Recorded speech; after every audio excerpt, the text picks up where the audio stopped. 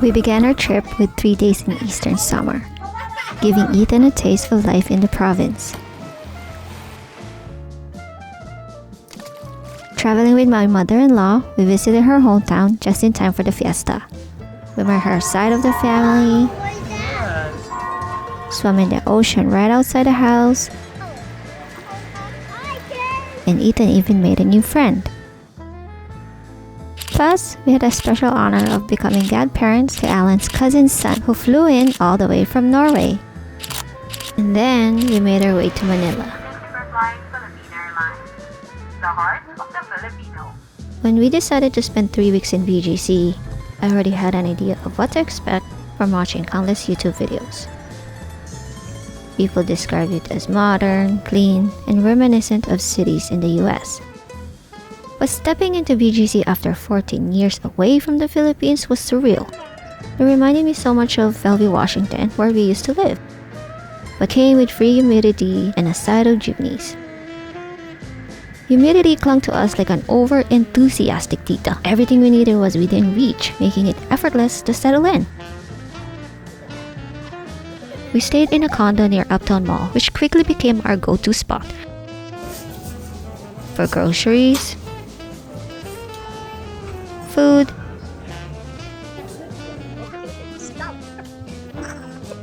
and Ethan's playground adventures. Ethan played with older kids who treated him like a younger brother, a warmth we rarely experienced back in the US.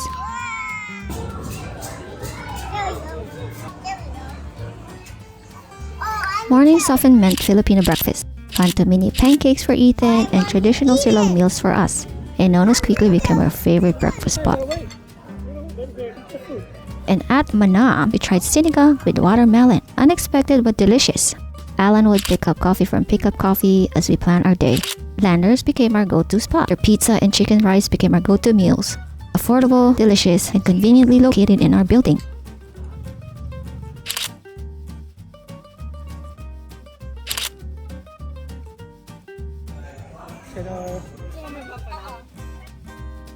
BGC is walkable, but walking 20 minutes in 95-degree heat, a challenge. I was on a mission to find street food and was a bit disappointed at first. Wow, look at that! Street food!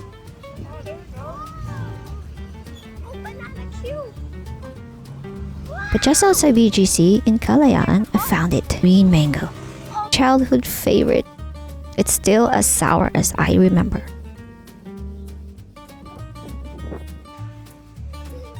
We also made sure to cool down at the pool. Ethan loved it. Good job, Chloe.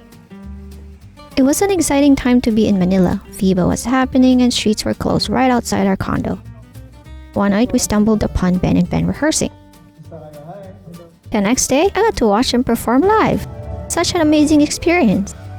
Walking around Bonifacio High Street was another highlight, especially seeing the Philippines' first naked-eye 3D LED screen. It felt so futuristic.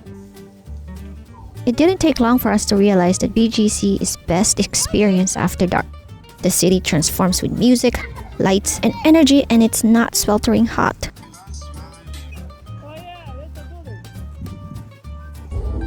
And it was a lifestyle we quickly fell in love with. We visited the Venice Grand Canal Mall and tried the Swan boat. Bad idea.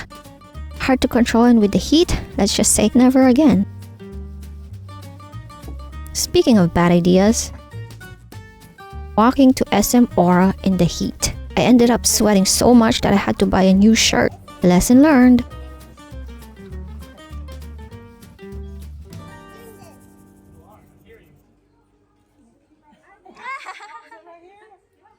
One of the most special moments was visiting my Lolo. My sister and brother-in-law were also in the Philippines. We seized the opportunity to visit my Lolo, allowing Ethan to meet his great-grandpa for the first time. I'm so grateful for that memory.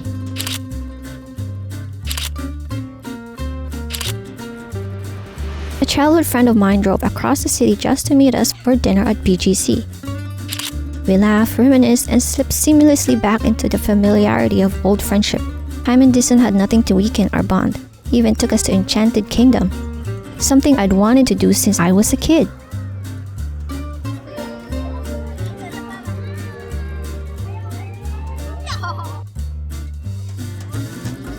And guess what? we ended up buying a condo, a future home, and an investment.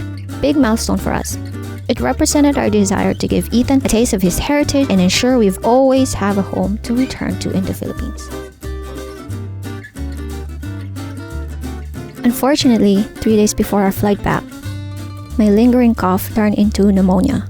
Thankfully, St. Luke's was just a 15-minute walk, though I had to take a cab.